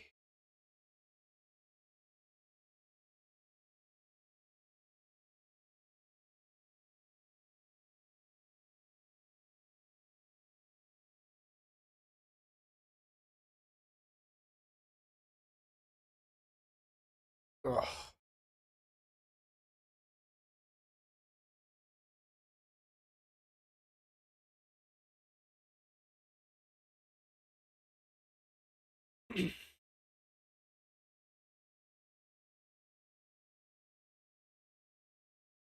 Okay, so gold hasn't hit the 50. Okay, now see, okay. See that 25% coming into the extreme. Okay. It doesn't guarantee that the extreme will work. If it works, good. But what it will actually guarantee is if it's not guarantee, I guess, put things more in your favor, is if it actually hits the 50% and inverts the gap. Okay. That's something. Okay, cool. So Bitcoin hit take profit fully. We got that hitting over there. Perfect. Have Nasdaq also working out beautiful.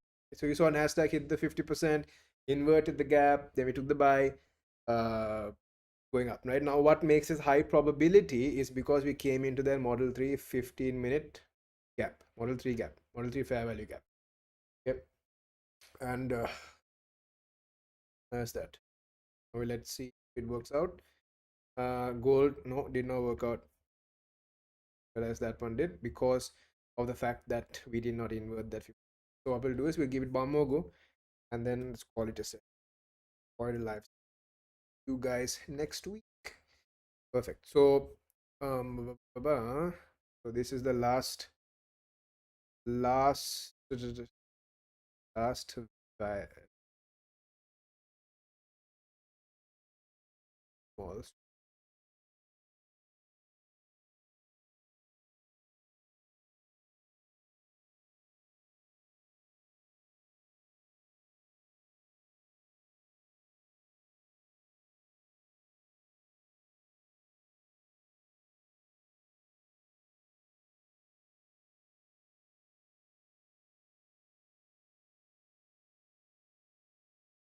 Yeah, so again, if you guys know people looking to pass prop firms, if you guys know, if you guys itself want to pass prop firms, be sure to join the live stream every Wednesday. Take advantage.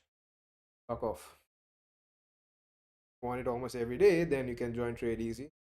I'll be doing this almost every day on TradeEasy. Trying to find time. I'm trying to make it work. And once I do make it work, then sky's the limit, innit? Sky's the limit. Make sure you tell everyone, everyone. And if you want to be an affiliate, TradeEasy help distribute it to other people. Be sure to DM me, help you out, and make I think 6 figures, 5 figures, or 6 figures if you do it right.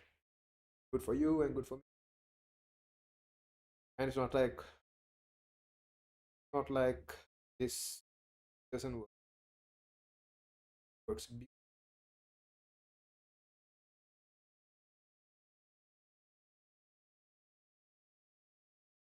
Okay, so we'll give gold one last shot.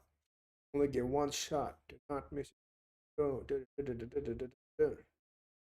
yeah, so you want to see that gap, okay? Keep this over here. So I'm going to put this on Instagram later. So we'll keep this over here. And we want to see price goes above this bad boy. From here, we want to.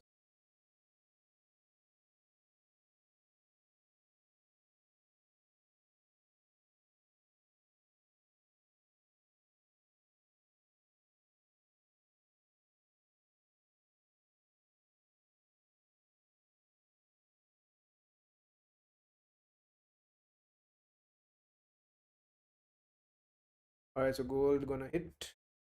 Thingamajig. You want to prepare a buy here with stop loss. Usually, what I give on YouTube is your stop loss here or here. Yeah.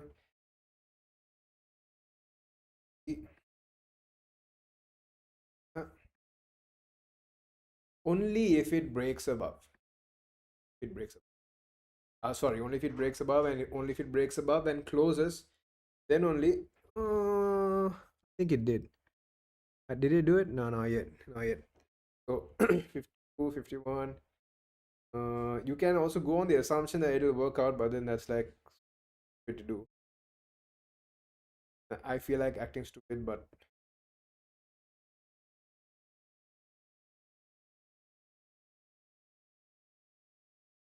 if I see it revisit, so okay, if I see it revisit the high that it made there, I'll try. If it doesn't, then okay.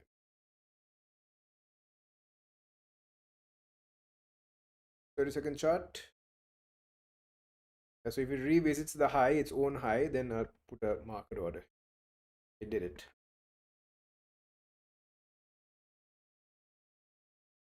All right, so this will be the final trade. There we go. Mhm. Uh, Check my DMs. Oof. Hi, bro.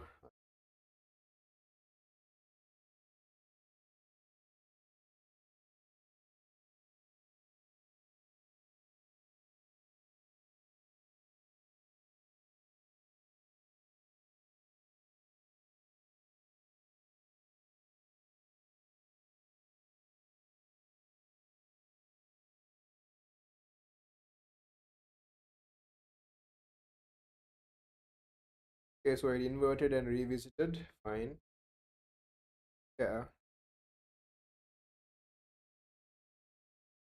let it be. Yeah, so in 10 minutes, I guess 18 minutes, I'm off. I'm going to keep this. Watch, you guys can watch the trade execute. If it's not done by then, or if not, post the final update in Telegram group right over here in the chat. You can put it on the chat. I'm going to put it on the chat for you guys to join. Dot. If you guys want trade easy, link is down in the description below, or you can get it for cheap over here. Right here, you can get it for cheap. TradeAI.net/start. Start is the option, and you'll get the premium option, and everything else that's premium you can get it on the $99 plan, which is the premium plan. Okay? And also the annual. So the annual is cheaper in the long run, and our lifetime is also cheaper in the long run. And what else? What else? Yeah, if you want one-on-one, you can hit me up, and one-on-one, you can join. That's an application process, and if you pass the application process, then good. If you don't pass, then sorry.com. All right, and the link is there as well. It's there in the website. You can check it out. It's called the Funded Edge program, and if you able to join the Funded Edge program, good, you'll be able to do it by yourself. Yeah, and also you can gold working out beautifully. Nasdaq also working out beautifully.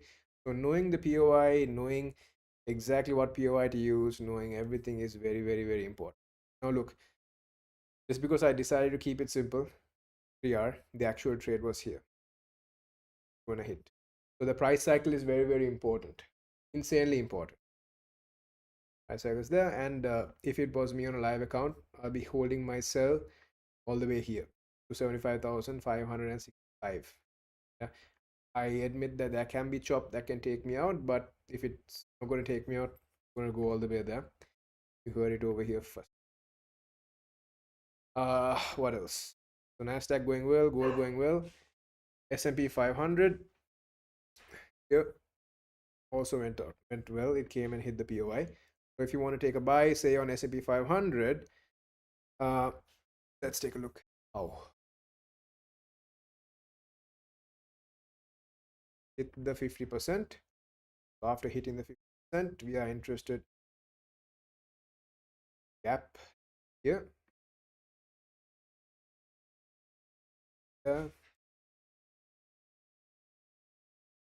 What you would do, hit the 50% and did the inversion, go long, stops here. Simple. We are technically you'll be going all the way up, but for the purposes of the stream, we are there.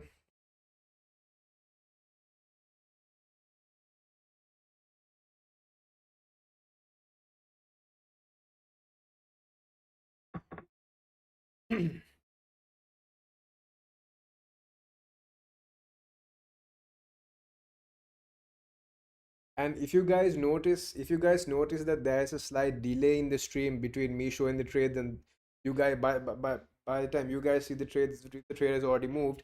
Let me know, because then I have to switch my streaming to ultra low latency, so that everything is like super super super real time. Okay.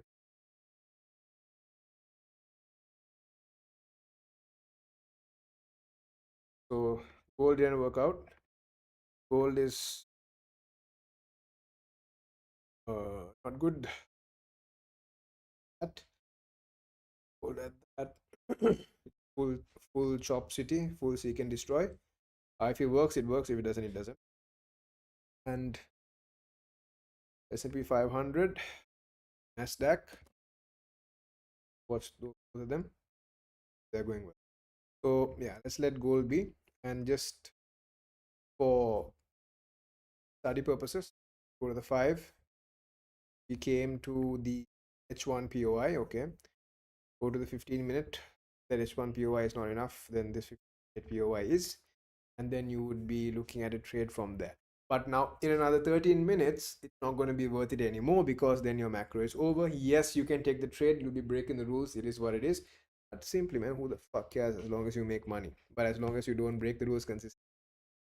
I'm like the anti of all advice. Alright, so fuck gold, full chop. Only thing worth looking at right now is Nasdaq, Bitcoin. We are done with it. Nasdaq and E500.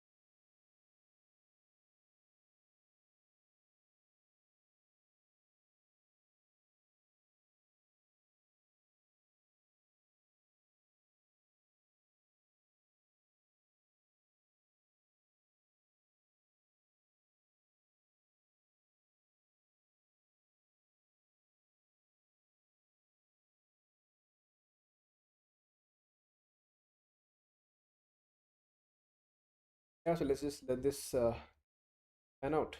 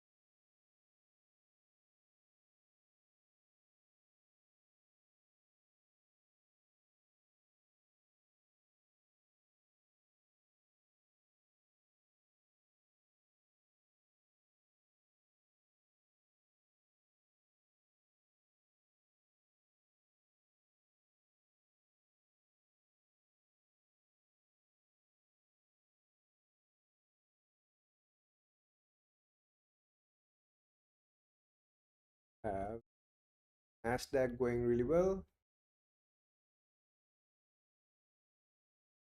500. That 500 also going really really well. So if you guys took it, congratulations. So you post it on Instagram stories and shout us out. TradeEasy.ai. And also, just a brief recap. Today, markets are choppy because of PCE data. So that's neutral. And because that's neutral, what's going to be driving prices is normal technicals driven by what's already priced in. And if you really need to understand what's going on, you can go here, go PCE, all that. Okay. And yeah, the breaking news section. Try to understand what's going on. Yeah,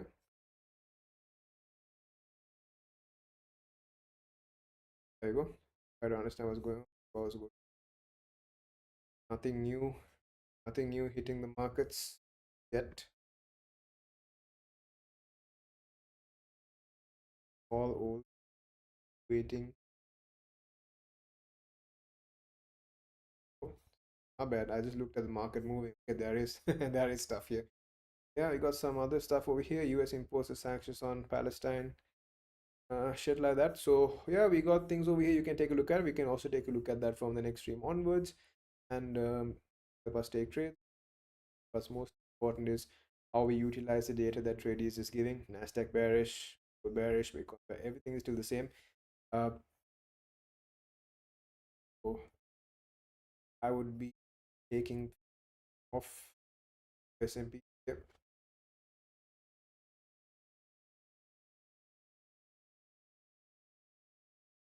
partially close that over there. Okay, Nasdaq partials off of Nasdaq 12%. Yes, 7.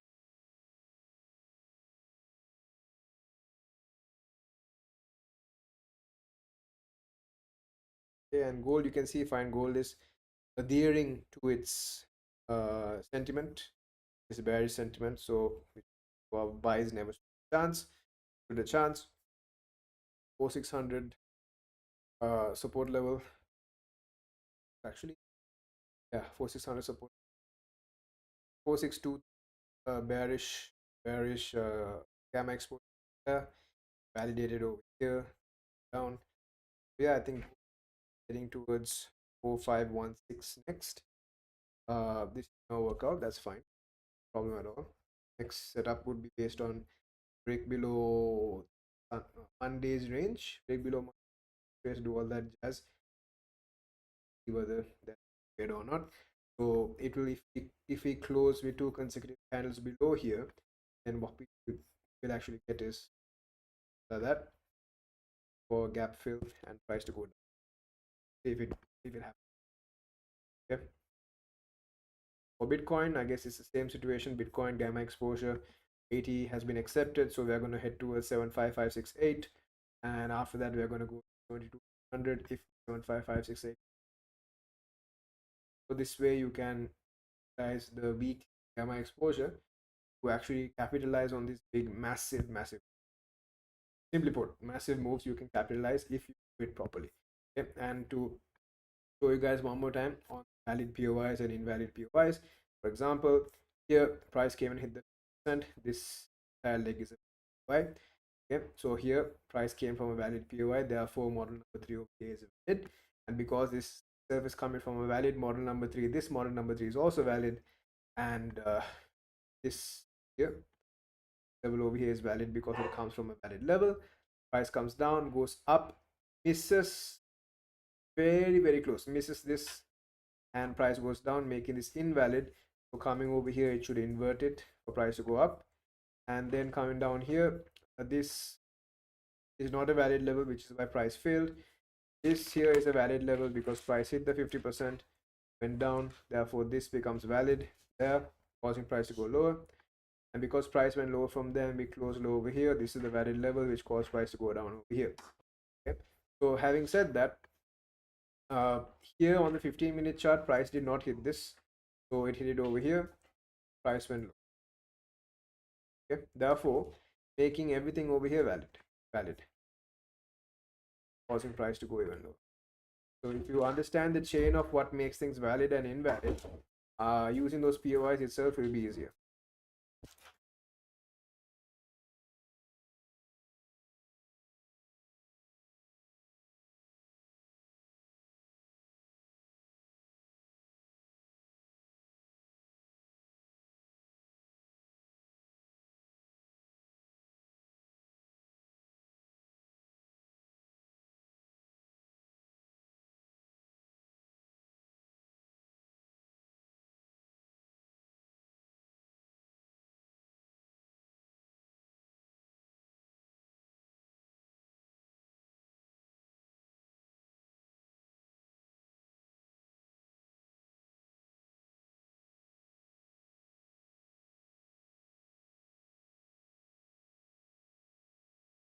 Okay, so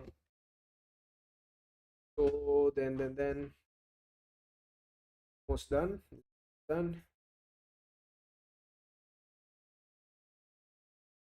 This one, let's see this one. That is it. Hashtag is also almost done. Yeah, so keep this and I'll update you guys on the Telegram and I'll update everyone on the Instagram as well. We had a good Nasdaq trade, two Nasdaq trades, two good S&P 500 trades, one good, actually two good Bitcoin trades and bad gold trades because gold was choppy. So I guess having said that, give me one moment because my dog is eating paper.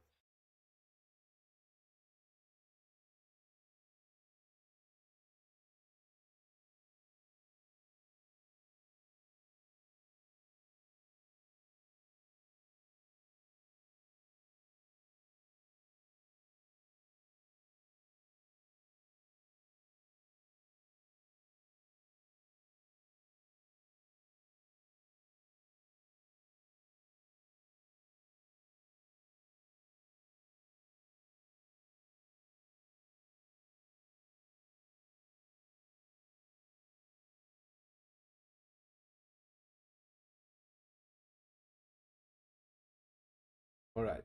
So as I was saying, my dog was eating full of tissue. Yeah. So no, unfortunately, goal was a fail. It's okay. Um, the 6R over here. Hope okay, 3R over here, 9R over here. Let's assume that this works out. Let's assume it works out. That's 12R over there. Um, 6, no, 3, 6. Then we have S&P 500, 9, 12. 15, 18, 17, 16 because two losses, 15. So total of 15 are today. Wow. Who else does that?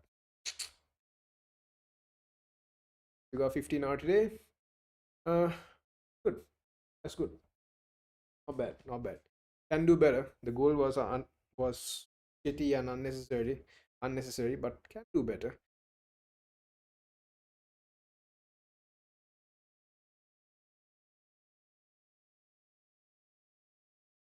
Ish. And we need 500 to finish.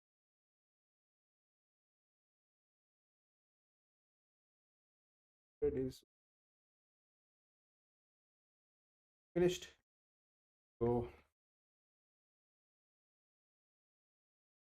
not 15, 14 hour because this was a technically 2 hour.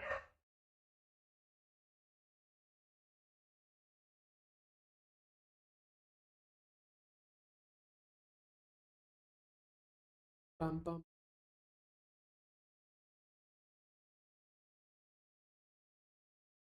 Almost.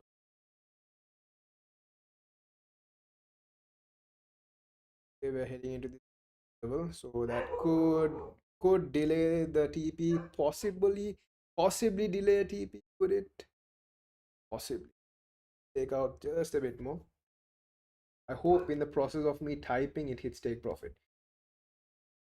5.7. But I'm gonna click on partial. I'm gonna click on partial. I'm gonna you know. Oh yeah, of course it does. Of course it does. Of course, almost. Almost.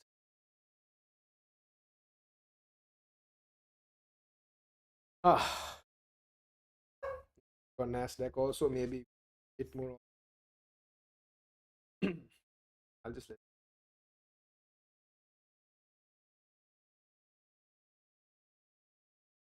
Okay, so have a full take profit on S&P 100, 3R over there. Next stream, I'm not going to be taking any partials at all. Good.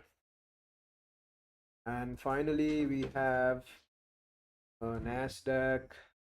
Nasdaq, here. Nasdaq is almost at full take profit. I'm not going to take any partials over there. Let's let that be. Bitcoin is going down as per usual because of the gamma exposure level. Nasdaq almost. So let's just see what Nasdaq has to say, and then let's call it.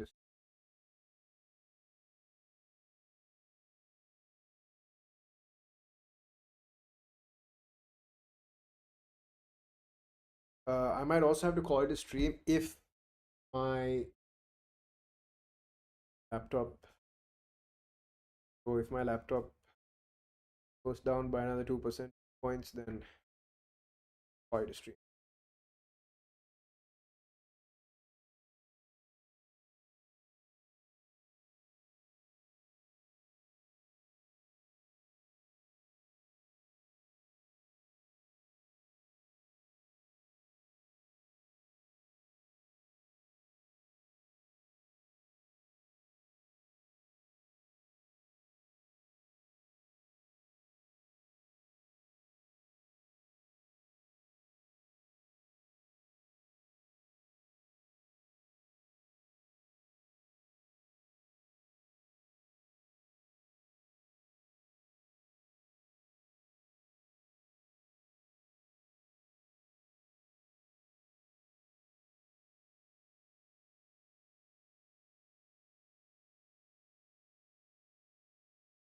Okay, so almost done, almost done. So we got a total of 15 RR on the stream, 2 gold losses, 1 Bitcoin loss. I have to execute on demo for regulation compliance purposes. Or maybe I can get a funded account, and that's technically demo, right? So, or maybe I get the credentials on my other phone and I'll put it live on my other phone.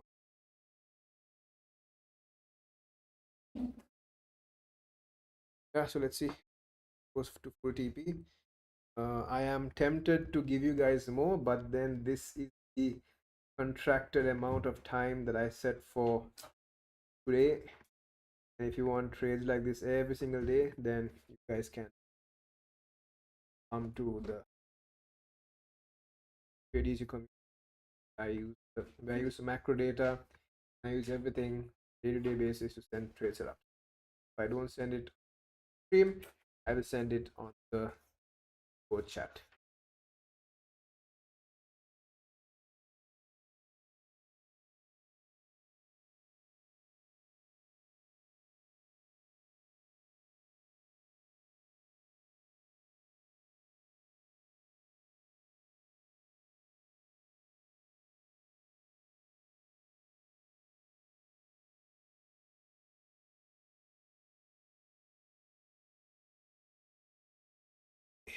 Come on, man.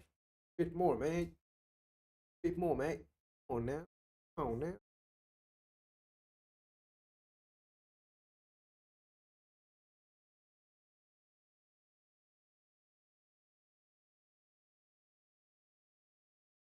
Maybe it will help if I put a small banner that has a running count of the risk reward that we have made. That'll be nice. That'll be nice. I'll make it. I'll do it. I'll do it. So yeah, just a bit more. It should be able to hit. It should be able to complete the cycle to rally higher.